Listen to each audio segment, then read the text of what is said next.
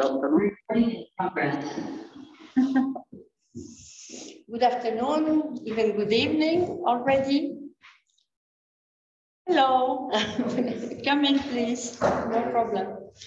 My name is Sufin-Jacquemart. I am member of the board of the Green European Foundation and director of the Polish Green Foundation, Strefa Zieleni. I come from the Polish Greens. And I initiated this panel because I consider that the fight against climate change and to resolve the problem of climate change are completely connected to the problems of biodiversity. And very often the fights that we are making on the name of climate change are at the same time fights to preserve biodiversity. So, and because this kind of topics and this kind of fights, we have them, the Greens, we have them with the civil society all over the world, on all the continents, in all the countries. We have our fights like this, and we are always on the front line, together with NGOs, with local communities. Our parliamentarians are involved, so our local governors are involved if we have them, and so on.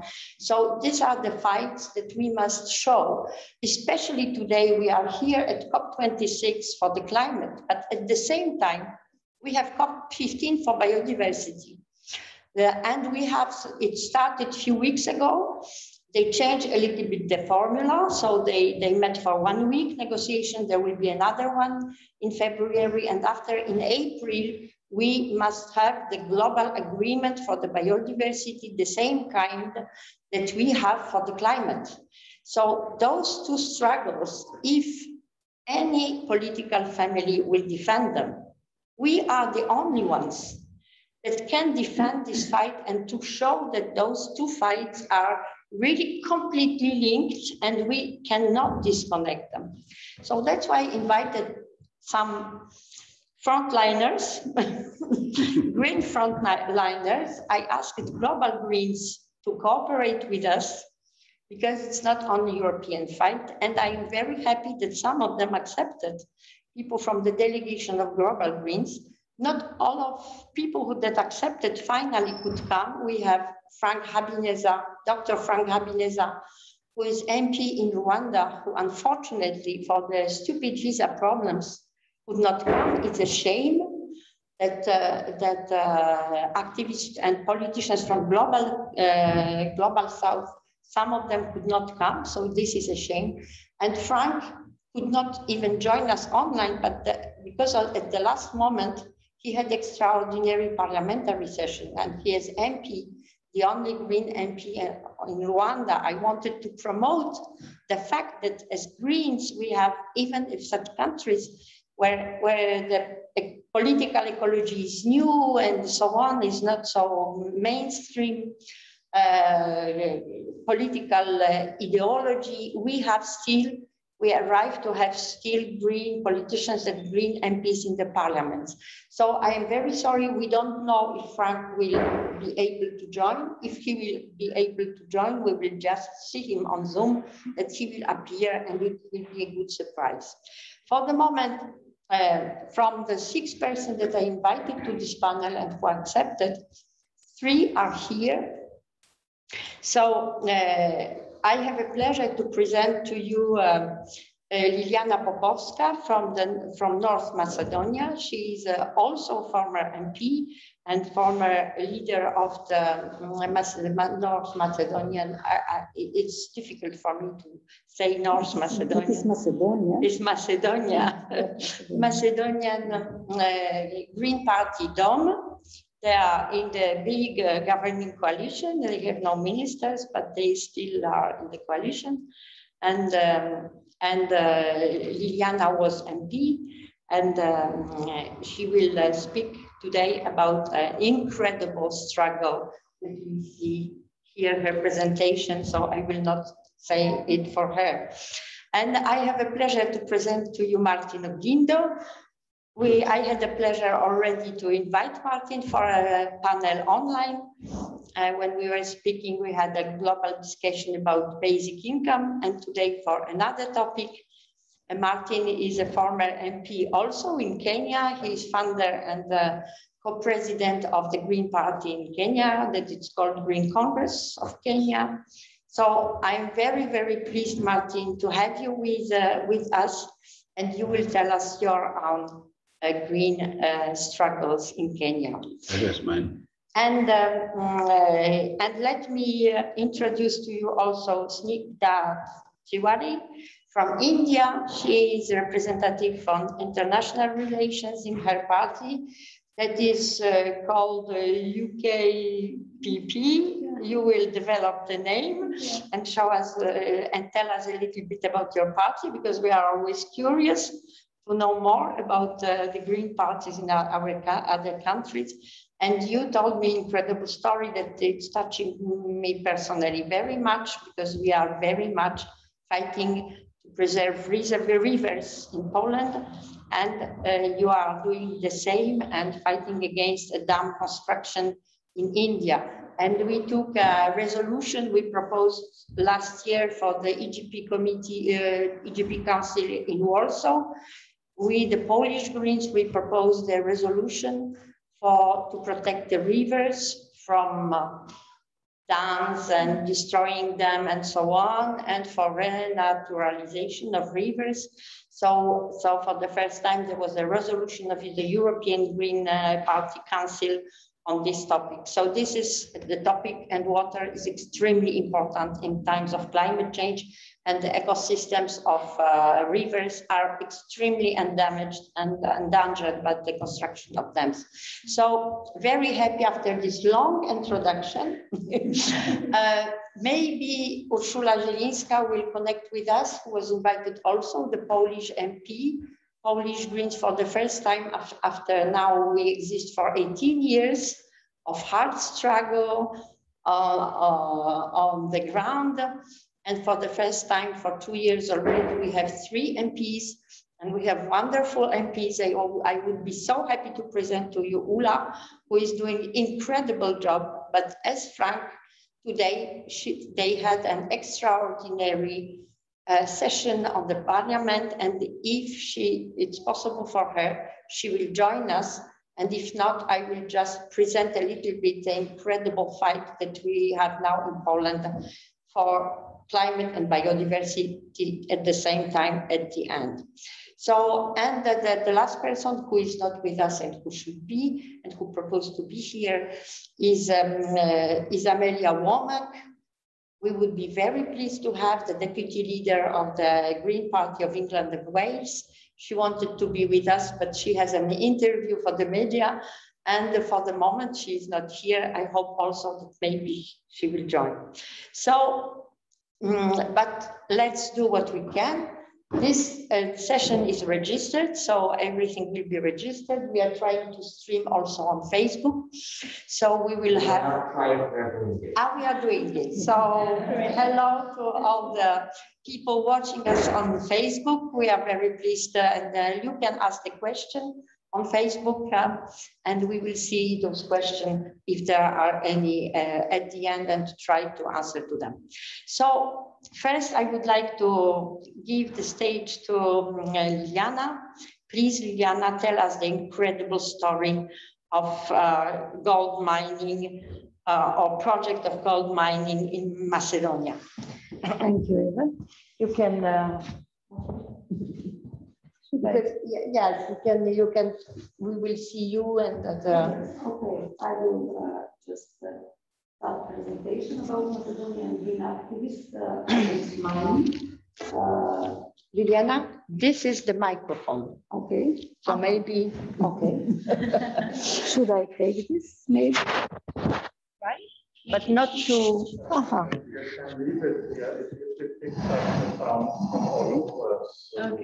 Okay. It should work. It will be okay, you think? Okay, so I'm going to tell about the struggle of the green activists in Macedonia against dangerous mining. And in fact, the success was due to the common fight of civil activists and politicians who had awareness how dangerous mining, especially open pit mines with the cyanide and sulfuric acid. And all together, they succeeded to ban the start of some mines and also to ban the use of cyanide and sulfuric acid by changing the law. So the struggle started. Can we share the screen, please?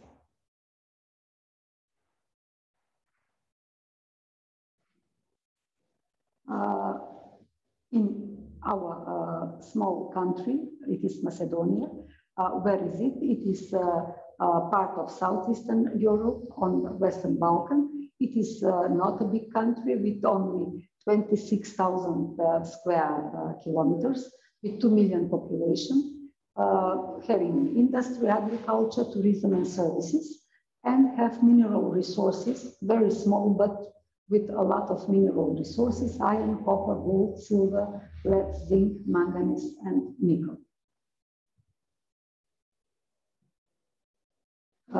And what happened in 2016, the government made a very ambitious plan to open even 86 new mines in the territory of 40% of the country. 86 mines is in so small territory. So it was planned extraction of gold, copper, silver from very poor ores. To do this, you should make open pit mines with cyanides and sulfuric acid in the regions with agriculture and tourism. So you can change. When public was informed about that, it was a shock. And it is, you can see how do such mines look like. They are huge holes full with cyanide and sulfuric acid. That means it is the opening of mines have a very harmful effect on the environment by pollution of soil, water, and air, with devastating consequences on human health. And environmentally most dangerous are exactly these open pit mines with these poisons inside. So can you imagine such mines connected with nature in the regions with agriculture and tourism? You can see on the map with red is in fact 40% of territory of Macedonia that should be covered with 86 mines.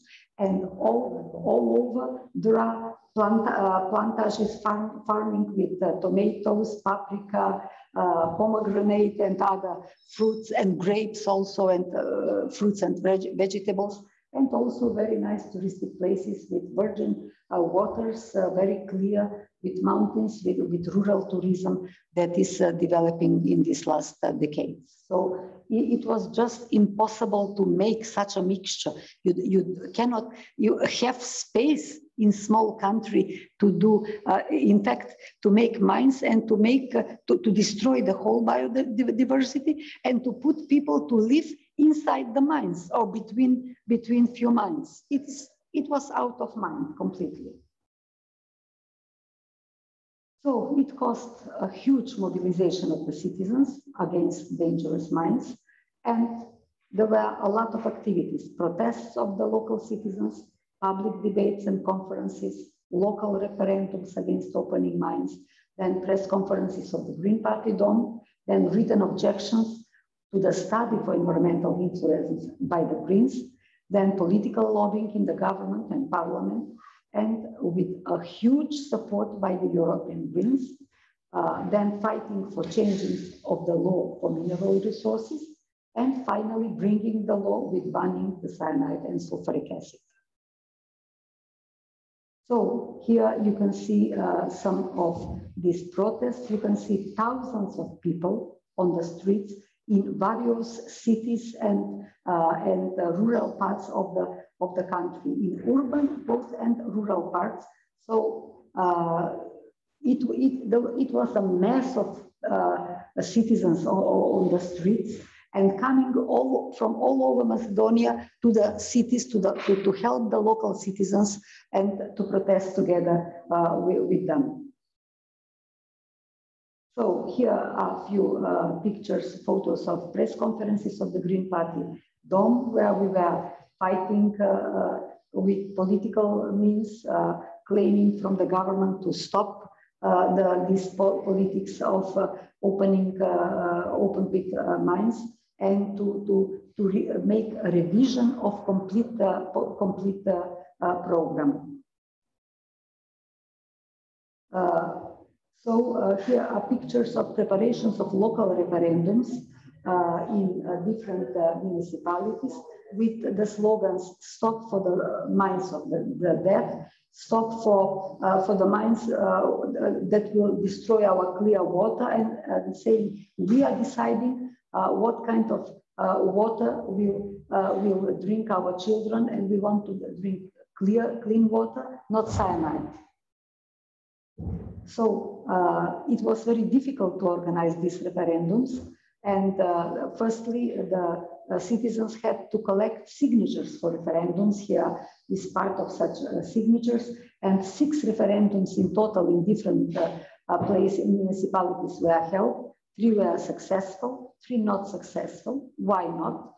Because of huge pressure of the local politicians, and it was a doubt of possible corruption, because why should some local mayor or councillor vote for such damage for biodiversity, for the health of life, of their life, of his children, if the corruption is not inside these games?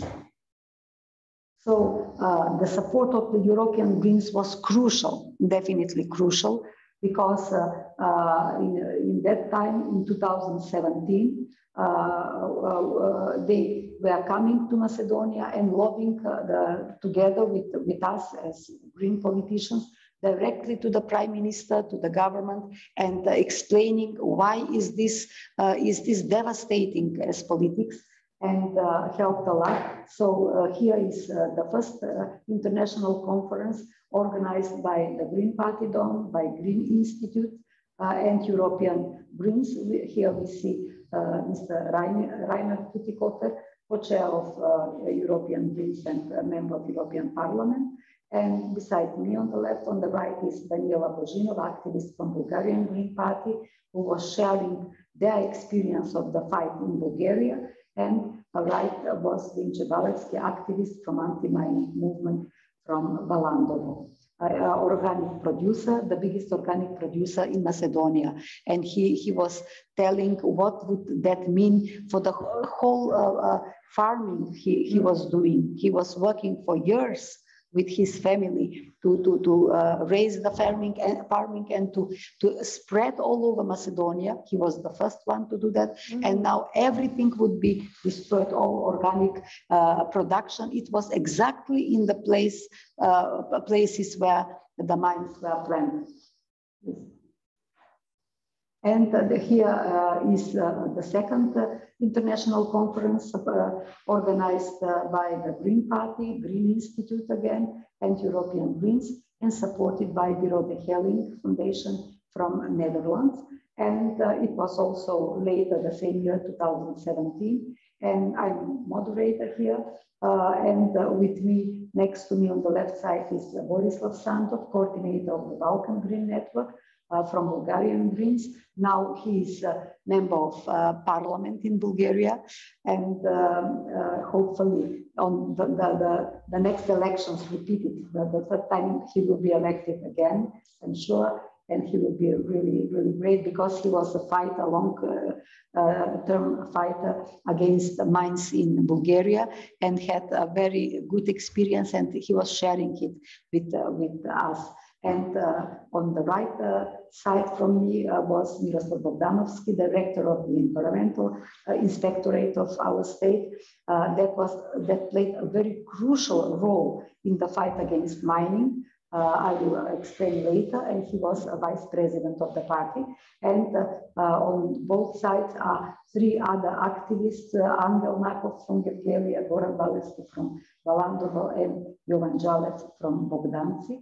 So three very important NGOs from this anti-mining movement. As you can see, the civil activists are working together with the green politicians and with international politicians, green politicians, in this struggle, because each of them alone as actor couldn't do much.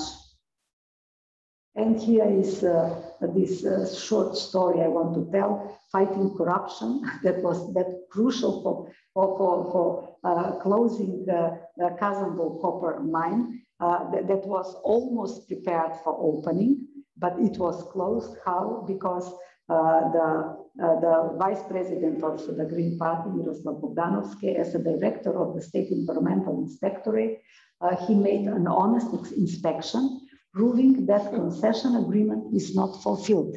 And that was the basis for the government to cancel the agreement. And what is interesting here on the right is was the inspection that was honest, but some other inspector from another inspectorate, technical inspectorate, he made a false report claiming that in fact the business sector, the mine is ready. So the mine was not ready, was not built. And because it was obvious, and our colleague from the Greens, he just showed pictures on the common meetings in the government together with the NGO sector, with the NGO activists, and it was a crucial proof that really it was not fulfilled. And the other inspector said, no, everything is okay. It is built, and the mine is built, and it will just start working. That was far away from true. And what happened now is even more interesting. This brilliant guy, honest guy, was changed by the government, and the other guy is still director of the technical inspectorate. Why? Because his party is stronger than ours. So this is obviously a story, a corruptive story, and it was a case study of many journalists in Macedonia and in the region. And the Green Institute, where I belong now and where I'm active now, is working very much on fighting corruption in environment. And this example is one of such examples that was debated and examined by the journalists and by the activists. So it's a really interesting story. And finally, what were the demands of the civil activists and the green politicians? First, immediate closure of the Kazandol copper mine due to violation of the concession agreement. Second, taking away the Ilovica gold mine concession due to the violation of the procedure for its obtaining in several segments.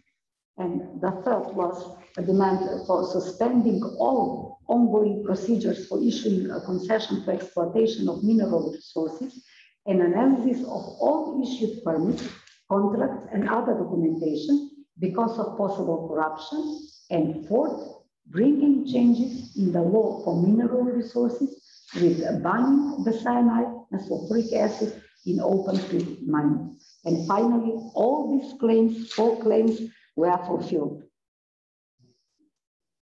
And here are the civil activists, and with few of of us as politicians together with them. They were fighting when we as 2 MPs proposed the changes of the law for mineral resources in the parliament. We were supported by 40 NGOs, but by all anti-mining movement, but also by the other NGOs that were working, all environmentally friendly and environmentally NGOs in Macedonia.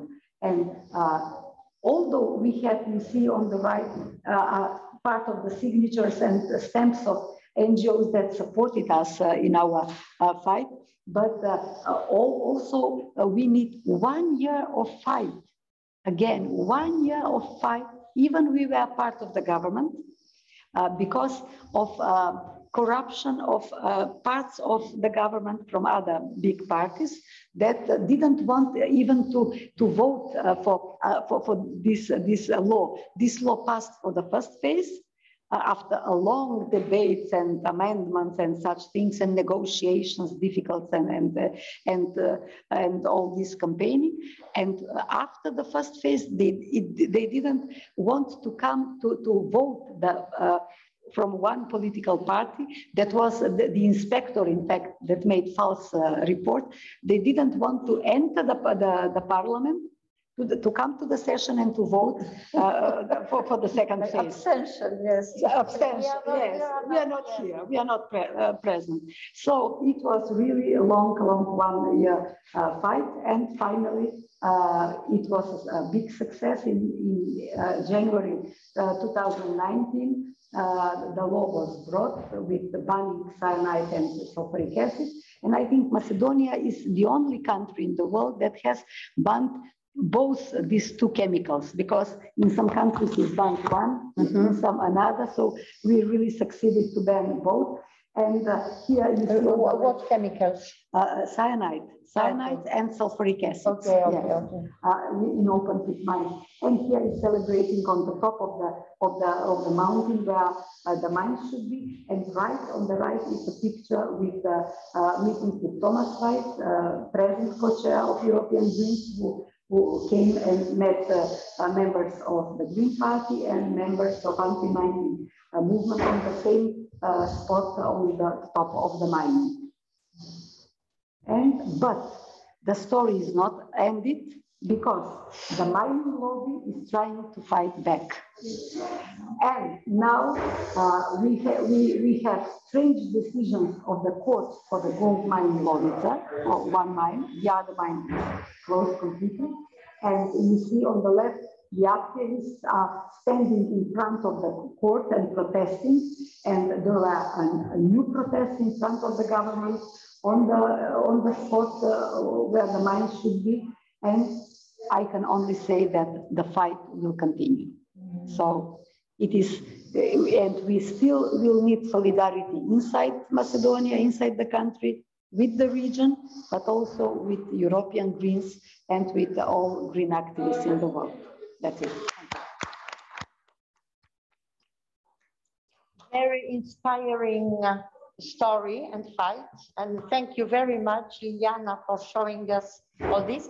I regret only that we did not have more photos of beautiful Macedonia, such a wonderful touristic country, really wonderful, with beautiful mountains, beautiful vegetables and vegetation and the plants and so on. It's really wonderful country. And for the European Union, having Macedonia in the European Union would be really a gift, because many Europeans would like to spend their holidays in Macedonia with good food, with nice people, and with wonderful nature. It's a great country to go. so we cross fingers not only for those people, for this biodiversity, and for this water, but also for our European, for surrounding and so on, and richness. Yes, thank you very much. So if you have more questions, maybe immediately we will ask you if you have any questions to Lijana about the struggle. So first of all, I appreciated very much the important role of the European Green Party, that the European Greens were with you, were supportive. And what we must add maybe that it was the period, and it's always the case, that North Macedonia is trying to join the European Union, that the European voice from the European Parliament was an important voice. So something always, yes. So thank you for that. If you have any questions, please. 2 questions, if that's okay. First of all, who are the customers? Who buys the stuff from mines? It's big multinational companies. from Canada, from England. In fact, they are multinational companies, and it is difficult to find out who is the real owner, in fact, physically. And what is very bad is that all this mining was supposed to be supported by the European Development Bank. That is really incredible. And this is also a very interesting question for you Europeans.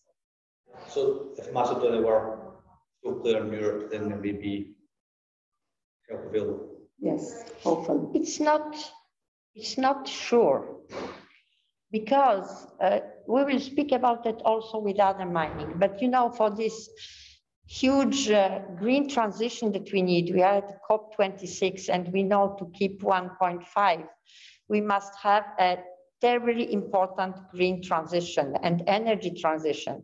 And for this transition from the fossil fuels to renewables, if we don't change economic system and the models of consumption, we will need such incredible amount of metals. So the European Commission says only for the energy transition, without the digital transition that is already running all this revolution. So only for the photovoltaics, for windmills, without electric cars and batteries, we would need 60 times more lithium in 2050 in Europe, 15 times more cobalt, 10 times more rare earth metals. So all those metals, we need them for this green transition. And because we were studying all the year inside the Green European Foundation on transnational project, this question of metals for the green and digital transition, we know that circular economy is not enough. Even if we introduce completely circular economy with recycling and, you know, treating all the waste that we have already, mining waste where we have a lot of metals and rare earth metals, all this is not enough. So the question is, will we support mining in Global South, where the environmental standards and social standards are much lower? Or will we redevelop mining in Europe?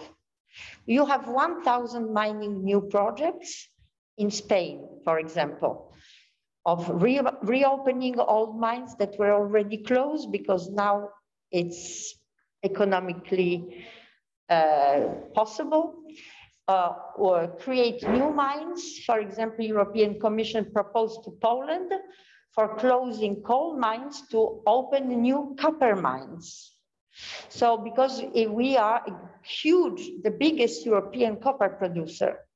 So that's why I say it's not sure if North Macedonia was in Europe, if it would be the solution, it means the problem would be solved like this. It's not the negotiation. This fight is not finished, and this debate is not finished. It's one of debate that we must continue. So maybe we will change the continent. And I just spoke about coal, and maybe flying to Africa, to the south from Europe. Let's go to Kenya and see this problem of coal mining in Kenya. Martin. Thank you very much, Eva, for this opportunity.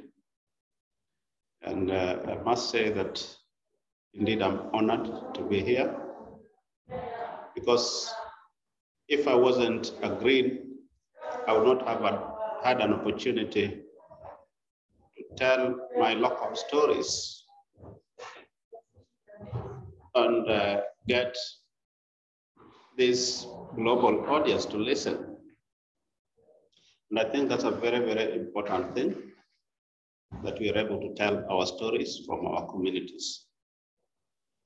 The second thing is, I think it is very, very important for us, the Greens, to be proud of ourselves, because in my view, we are the custodian of the big vision for this planet. that seeks to guarantee sustainability. And I think the rest of the world can meander about, but eventually they will have to come and join with us. Even if they don't call themselves Greens, I believe they will be forced to implement the green policies. That is the only way out. There's not any other way. And with that, I am happy to share our story in Kenya about a coal plant that was supposed to be put up. And this is a situation where the world capitalism or the world capitalists are putting profit ahead of human life. Of course. And at the expense of any other good thing. But the tragedy is, after you accumulate all the profit and all the wealth, and you have no planet, where do you go to? So it is very, very important that I'm coming from talk hosted by Caroline Lucas on the other side, which is dealing with rethinking our world economy away from growth to well-being, so that we can save all that we love and make life much more sustainable. Having meandered like that, I think it is important that now I come back to the subject matter.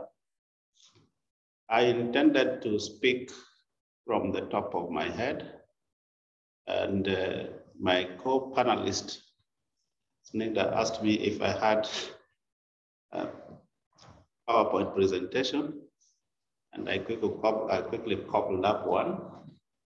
I've just sent it to your email. I'm not sure if it can find its way there. Okay. Normally, when I try to read things, I get mixed up. But it's good to see where somebody is talking from. And Martin, so you sent me a presentation. It is in English. I'm sorry. I hope it does come, because it has to go through Nairobi back to Poland. Yeah.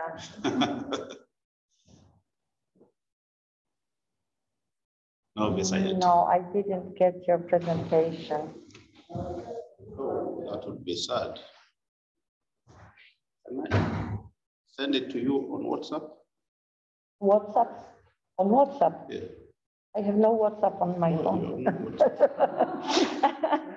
So I could not get it. So you must send it to me by email or by maybe Messenger.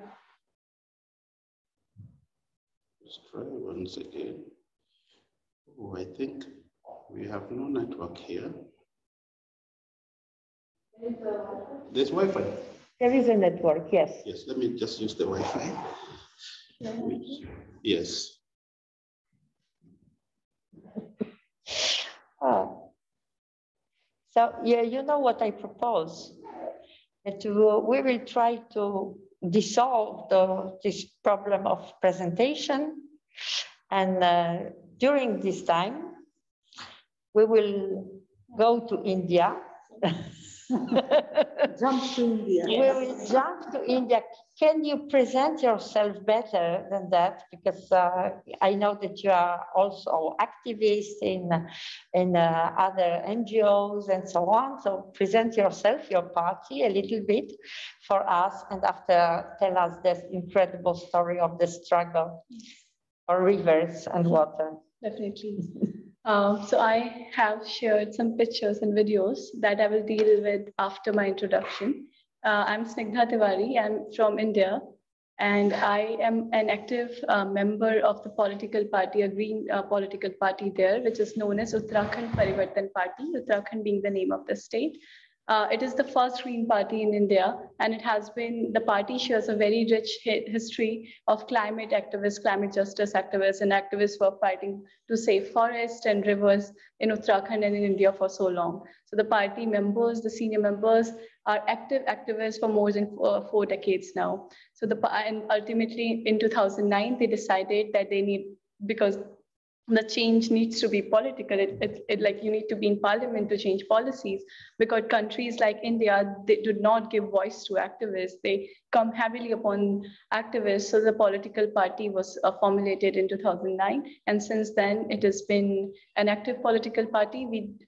Right now we have members in the village level, like we have elected representatives at the village level, at the block level, but it is really a struggle in India to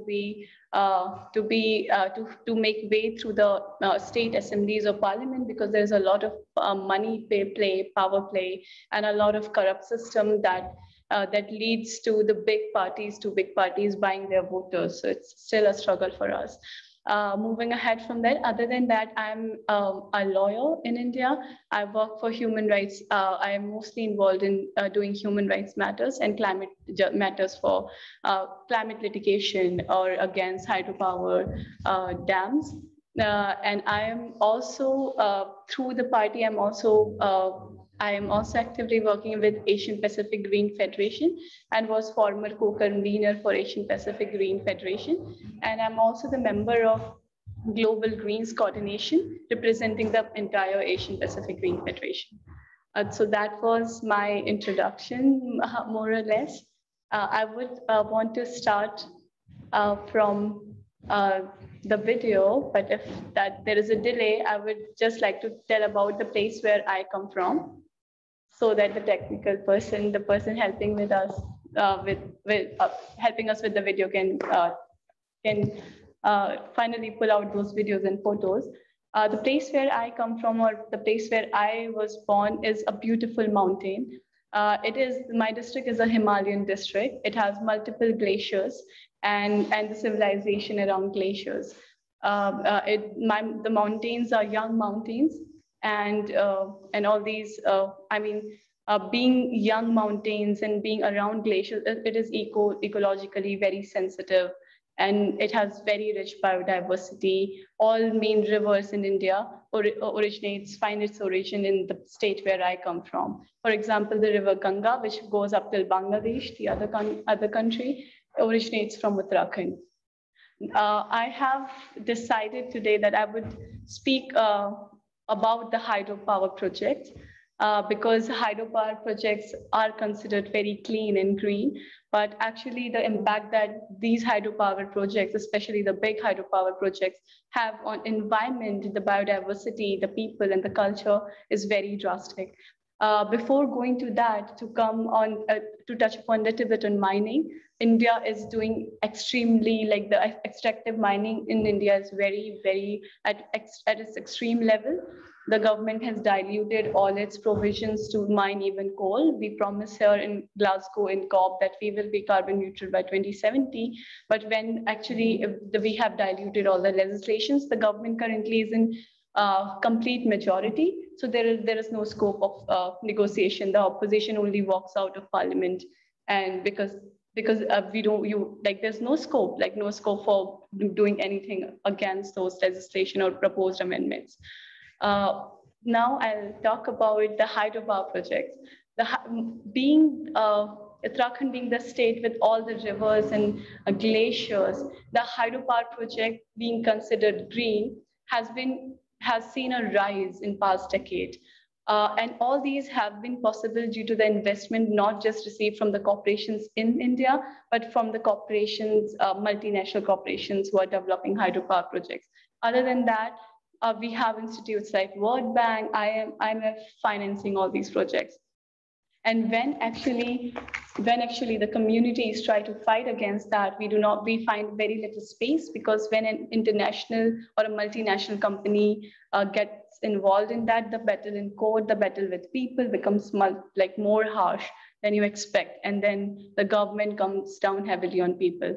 How have these projects impacted us? This is a very important thing that I discussed today. I'll discuss with you about a recent disaster which took place on 7th of February this year.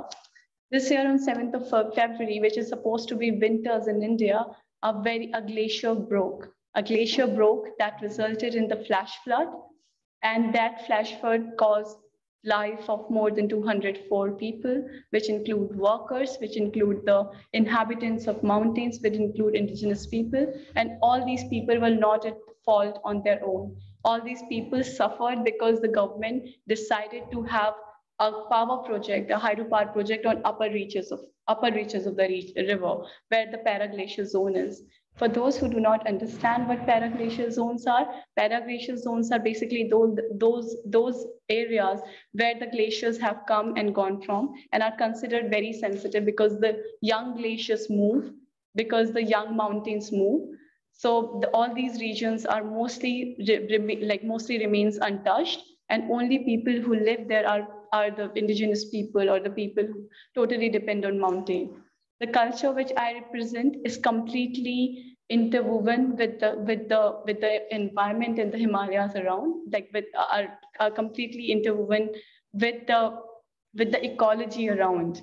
We have relations with forests, we have relations with animals, and we depend a lot on fresh water, food, and the climate around, which has all been disrupted by the investment that we are, or by the policies of developmental policies which are not so sustainable and are shown as green, and which has disrupted us completely, which has left us without any help, or for that matter. I would request if he can show a video which I have shared with you on email. Okay.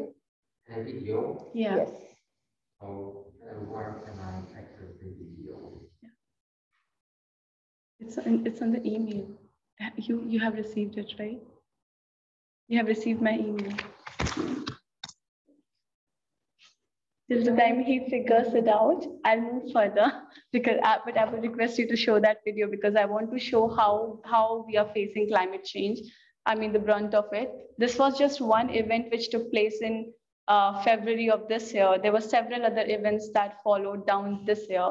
And even before that, if I go back to 2013, there was this huge disaster, huge calamity that took, which is, people call it natural disasters, we call it man-made disasters, because all these disasters, as per the scientific reports and the reports of government's own department, are caused by their development, by these hydropower projects. How these reservoirs have resulted in creating more rains, extreme rains, weather events in the area around is one of, have come out from all their reports, or even the scientific reports. What happened in 2013? The event of 2013 cost life of more than 4,000 people. And it is not just the biodiversity, but people are actually losing their lives there. So when these big hydroelectric power projects are built, there's Uttarakhand has most number of hydroelectric power projects, and we supply electricity not just to our state, but to all the neighboring states around us. These hydropower projects, their impact on animals, their impact on biodiversity, their impact on culture and people. Okay, you have the video. It's like that. Okay, you got my video. I just I'll let everybody first see that video, and then I'll move forward with my talk. Okay. So this is the event I'm talking about. The glacier broke, and then that followed.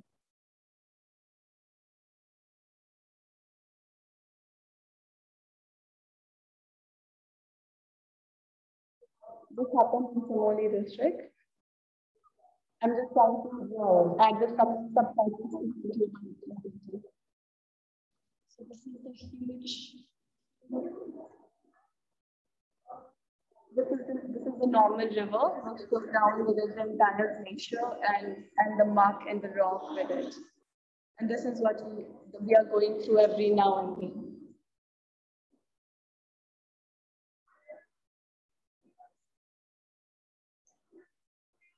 And the person is saying this entire flux is going towards a company where all the people are working. And this company actually is a hydropower project.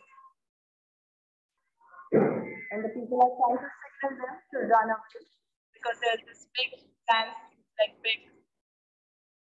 The river was angry, and because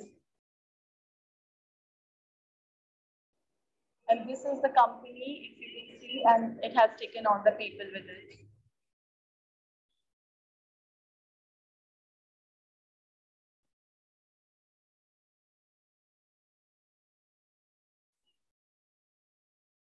And the guy is saying that all people who are there in that company, they are no more with us now, and they can do nothing to save them.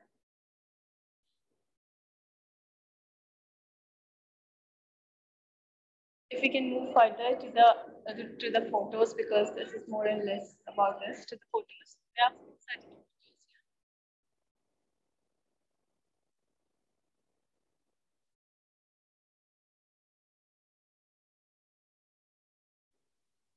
If I can show you some photos of how has this impacted the houses of people here. So what basically happened when they make these big hydropower projects, they use blastings in like very sensitive zone, and that loosens up the mountain around. It impacts the glaciers, and because of all that, the mountain is so weak now that it keeps breaking, and it breaks like this, that there is an impact in the village. The people are losing their agricultural land, the people are losing their water springs, the freshwater resources, because the rivers are no more flowing freely. I'll give you one statistics, which is like very shocking. India has the river Ganga, which is 2,500 kilometers long river. It starts from Uttarakhand and it goes till Bangladesh, and only 100 kilometers of that river is declared eco-sensitive zone. That means only that 100 kilometers of the river is free flowing, or elsewhere the river is not free flowing. So the river is actually not carrying silt with it to the delta, and it is like in total 5 years down the line or 10 years down the line, it is going to impact the agriculture produce across the region, because the silt, the fertile land, the floodplains will not be created, because in every 100 kilometers, we have created a dam there. We have created a big dam there, which is, and these are the photos of I showed you that video. Above that, just above that, that mountain are these villages, and this is the condition of their schools. Can you move further? Their houses, this is the condition of the road. Are there more? Okay. Fine, I think it gives an idea of how situation are there. Yeah, great. So this particular incident impacted 2 hydropower projects directly and claimed life of more than 204 people. This is just one incident. And what is happening now, when we are losing life of people, there's very less consideration that is being given to the biodiversity. We used to have this, so that is actually sad. We have no accounting for even the death of people, and the biodiversity is a far cry for us. When we participate in protests alongside of CSOs, and before the construction of all these protests, all these dams, there was huge protests around these areas for not constructing of dams, but the government went ahead anyway. There's one more proposed dam in another part of Uttarakhand, which will be the world's 2nd largest dam, and that is in collaboration with the government of Nepal. In government of India and government of Nepal together are making this dam called Pancheshwar Dam. And this dam will take like many more houses, many more people, many more lives. And there is an imminent threat to culture, because I come from a different culture. I speak the language which is spoken by the inhabitants of mountain. We live differently. Our traditions are different from the rest of India. So this is, and how they play tricks, the way you told us, how corrupt this whole system is. So ideally, as per Indian laws, whenever you come ahead with such hydropower projects, you have to hold the public hearings. But what happens in these public hearings, the document bringing such proposals, they are always in English. English is not my language. English is not the language of the people who live there. and they try to manipulate and fool people. And that's where we come into picture. That's where Green Party came into picture. That's where all the activists came into picture and the CSOs came into picture. So for the punctuation project, that's a little bit success story for us as of now. When they came there with the documents in English and they very quickly announced the date for public hearing, they did not publicize it. There is a requirement to publicize it so that everyone can join it. They did not publicize it. And when they publicized it, there was like extreme weather events. We face it a lot these days. Like before coming to Glasgow, I'm repeating it again and again to a lot of people. I had to plan my journey in advance, because on 17th and 18th, everything in my state was shut because of multiple cloudburst events, and I was in complete blackout and no electricity, no light, and 65 people died in my town on 17th and 18th of October because of the weather events and climate change events that we are facing. So basically, we are too close to glaciers, and glaciers support life all across. So that's why we are the first one to be washed out if we will not be able to do anything for those glaciers. So what happened in this public hearing, they distributed, and they were expecting a lot of people, the villagers basically will not be able to come. But because we were aware of them being so clever about it, we divided ourselves in groups, and a lot of us were translating the document, talking to people that you have to oppose it. And there is this faith, because we work with communities so closely. So there's this faith that, okay, if we are communicating something to them, they believe us. So we managed to block that public hearing process. So and everyone was opposing it. So there was a real block there, and that did not proceed. However, the government is so bad, and it's in majority, that they would have went ahead with the project anyway, finding out their ways, the way they do. But the Nepal also, the government of Nepal also did not proceed with that. So far that is on hold, and we are constantly fighting that project should not be there. Then we are on toes to fight against that. Second thing, which is not so much of a success story, I'll just try to finish it quickly so that others can speak, which is not so of a success story, is that this particular hydropower project and all the project in this part of the river are sanctioned project, and the government has somehow, in the public hearings, I'll just try to show how corruption comes into picture. During the public hearing, there is a panel of the experts and people who decides that ultimately, okay, this was the result of public hearing. So all these big companies bribe them.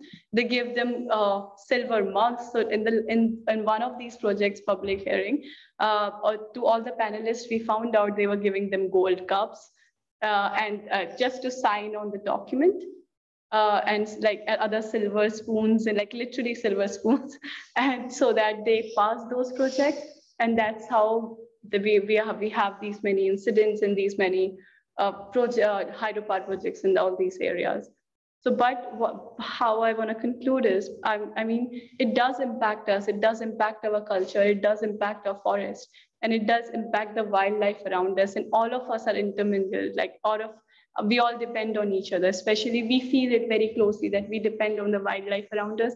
We depend on the fishes from the river and everything, and the water. But what keeps us going is that we know this fight, the climate change, the brunt of it is right on our face, and we have no other option but to fight.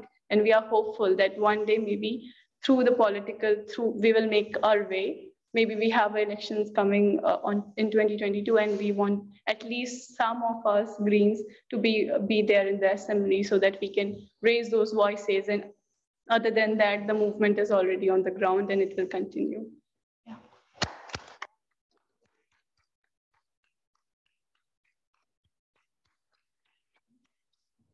Thanks so much for this incredible story. Really, I believe that it touched us, all of us, very strongly.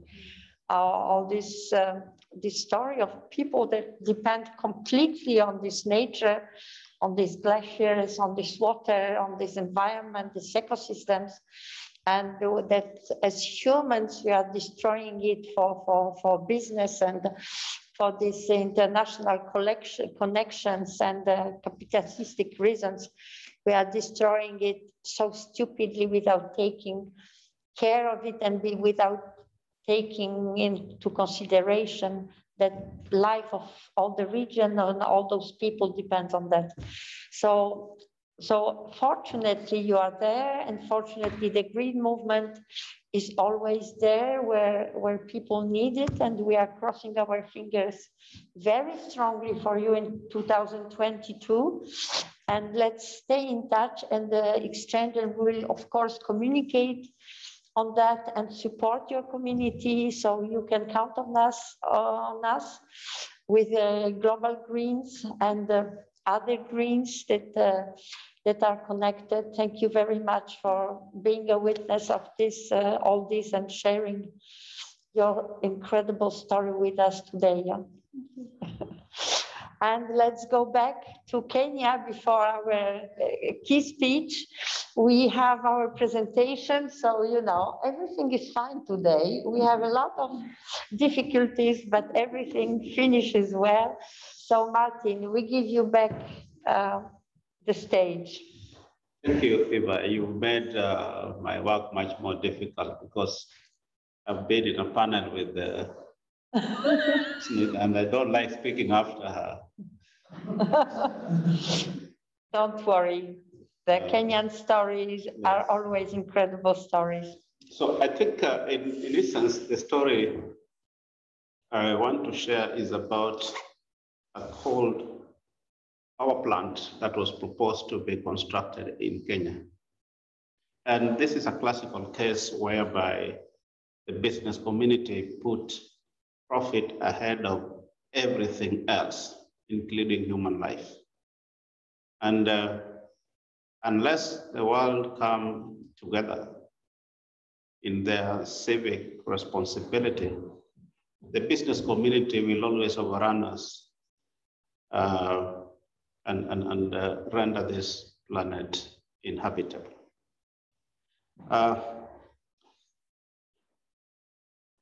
Kenya, as a country, is a signatory to the Paris Agreement, and we recently revised our NDCs to reduce our greenhouse emissions from 30% that we had submitted. We have now said we are going to reduce it by 32%. And this is now a classical situation whereby you find there are things that we do for the public and international community, and there are things that we do actually in our countries which are driven by business interest rather than the environmental interest and public interest for that matter. So in Kenya, the story began that Kenya needed to have additional source of electricity. And this one had to be coal powered. But the interesting story is, according to Kenyan demand for electricity, we demand a maximum of 3,000 megawatts today as we speak. And out of that, over 90% of our power is green, if I may call it, other than a few cases whereby we are doing independent power producers that are using diesel, and which again, we don't need, but because of business interest, they are there. So when this idea of creating a coal plant came about, for your information, we don't have coal in Kenya, not today. So we decided that we will do a business in the coal-based power production, and we will tell Kenyans that this is a project that will make our electricity cheaper And this is a project that is going to create employment. So those were the two selling points. Yeah, Of course, the same. that's a lie. It is a lie because we have excess power to begin with in our country, and we have excess power in the region, and mostly this power is green. So the people who were behind the project penetrated the government as usual, and they were driven by profit. So they got all the approval that they needed to undertake the project. And the coal that we were to burn in Lamu, which is a small port town on the Indian Ocean near Mombasa, for those who know Kenya, was to come from South Africa. So you are to import coal, then burn it, and expect to sell electricity at a cost lower than the local generated electricity sources, which are mostly natural because we have a lot of geothermal. And after the approval were obtained, it took the intervention of the community to fight, having been sensitized on the dangers of burning coal to produce electricity. It meant that the lives of the community and their livelihoods were going to be jeopardized.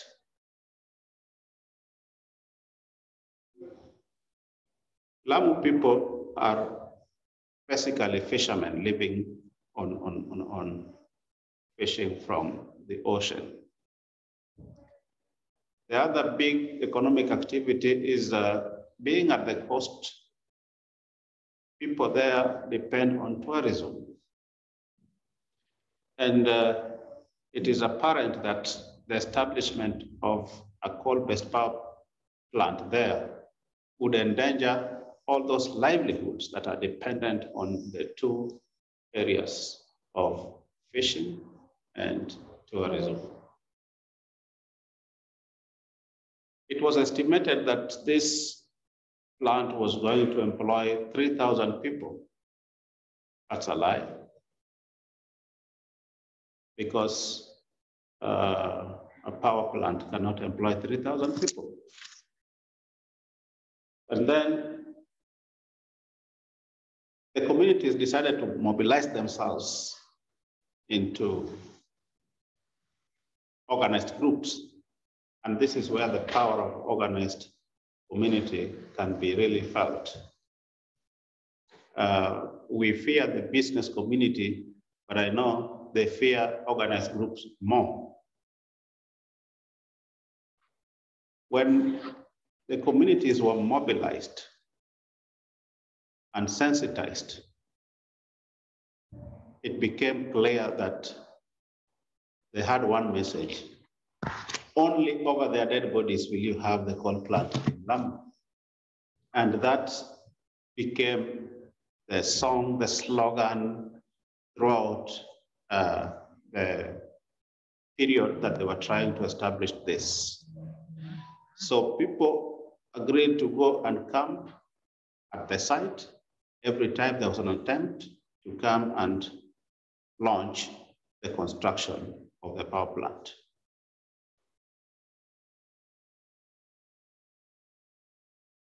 After the proposal to put this was put to scrutiny, it was actually found out that it was going to sell the power at a much higher price than we are currently getting our power. But because it had the backing of the government, that was going to pass. So the lie and the fallacy that the increased power from the coal plant would help us bring down the cost of power was just a marketing gimmick. We were being set up for exploitation. So Yes, you can see what does it take to have the coal plant going. We were to get our coal from South Africa. Of course, there has been some exploration of coal in Kitui, which is part of Kenya. There is a place just south of Nairobi where they were exploring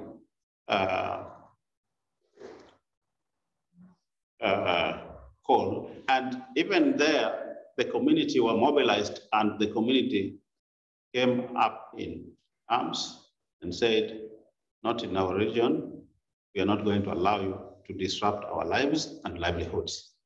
So that is also still on a hold. Of course, we don't want to mention that the byproduct that would have come from there of the plant was a big threat to the marine life that the people of Lamu are depending on. Of course, once you have this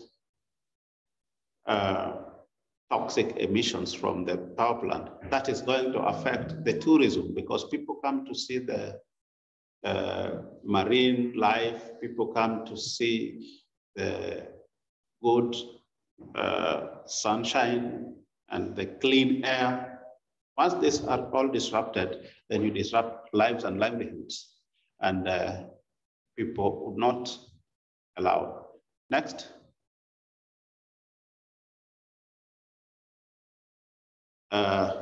We expected all manner of emissions from the plant, and these are the reasons why people came out very strongly. Lamu coal is a ripoff, and it was meant to rip off Kenyans.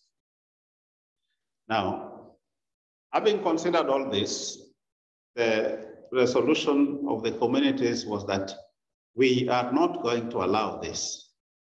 And indeed,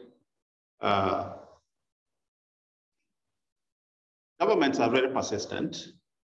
Of course, you will never see the faces of investors.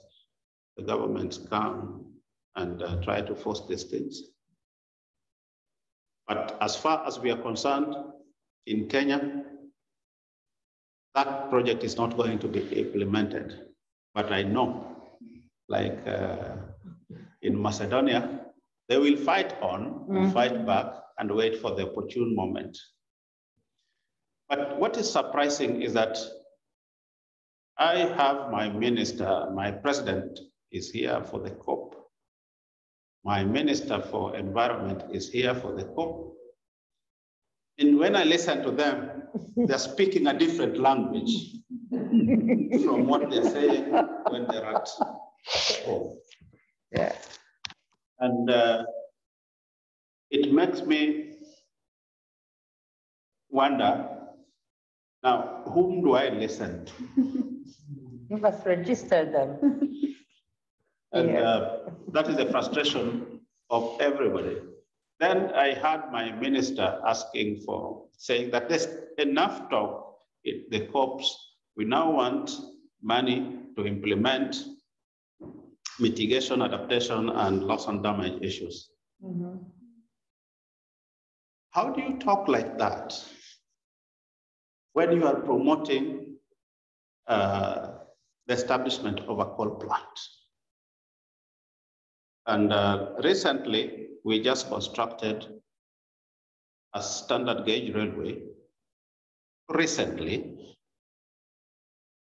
between 2013 and 2020.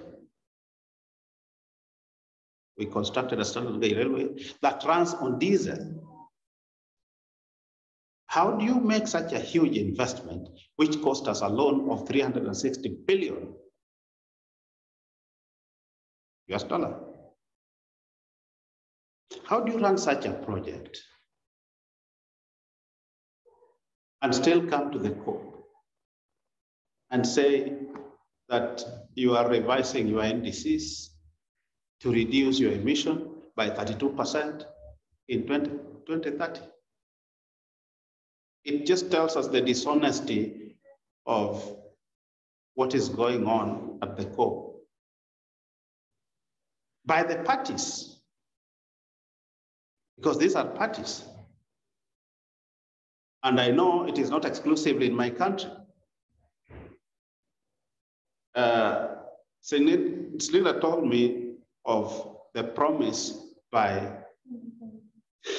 27 years. By the Prime Minister Indian to government. reduce their emissions by 20. And back at home is a different story. I think it is imperative that we continue telling this story so that the world can hear us, so that the world can make better judgment. And it is also fundamental that we come together as citizens and express ourselves and demand more accountability and shame the governments that are double speaking to the world. I think with that exposure, I mean, if we expose them in that manner, I think we shall have shamed them enough to reduce. But the good thing, which I continue to celebrate out of my visit for this COP, is that even as much as we get frustrated in the boardrooms trying to get the best out of the COP, there is a louder voice with a clearer message out there when we do our marches. And I think that's a powerful tool that must be cherished and must be watered in every corner of this planet. That is the power that everybody listens to. You cannot ignore that multitude in the street. And I learned something, that the little messages that people carry about, as little as they are very powerful. They are very piercing. You will always see a message that nobody will ignore. Even Joe Biden will not ignore. I think that is the way to go. I'm sorry to interrupt you, Martin, but we are out of time. So thank you very much. There is no time. We have no time for other questions. Thank you very much for your story. What is very important when we see what we see in all these stories is first the universal question of corruption, that we must definitely mobilize against and show this double language of politicians and show those investors who are somewhere that, like Lijana said, it's a mixture of capitals and we don't even know who is behind that. So this, so we must look for and to show who are the real people, real interests and real connections and the corruption, and to show it and to use media for that and to shame those lying investors and lying administration that is corrupted. And it's the only way to change it. And to propose our candidates and to enter to local governments and have local councillors and have MPs, our green politicians or all the levels everywhere where we can, or politicians from other parties, but who are the same program of greening the world, respecting people, and so on, we can push for greening the programs of our other parties and those who are more powerful and have more voice. When we were speaking about coal, there is one thing that investors never are speaking about, is about the question of cooling. necessary for coal power plants. And we never speak about it. So the ecosystem of river that is used for cooling the power plant is completely destroyed. And in the country like Kenya, when you have geothermal, but also a lot of sun and heat, it's incredible to make a coal power plant if you have no coal and import coal from South Africa. It's really completely incredible.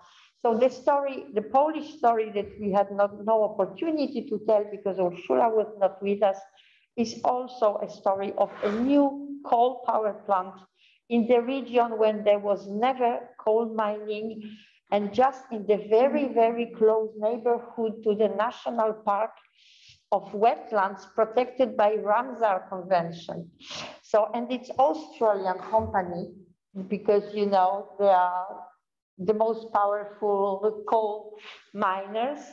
So, and not only that they are trying to make this coal mine, but because of all the protests and all this fight of the local community and the Greens on the front side of this fight, they are now trying to sue Poland to public, to private, you know, arbitrary courts through ISDS clause and the trade agreement.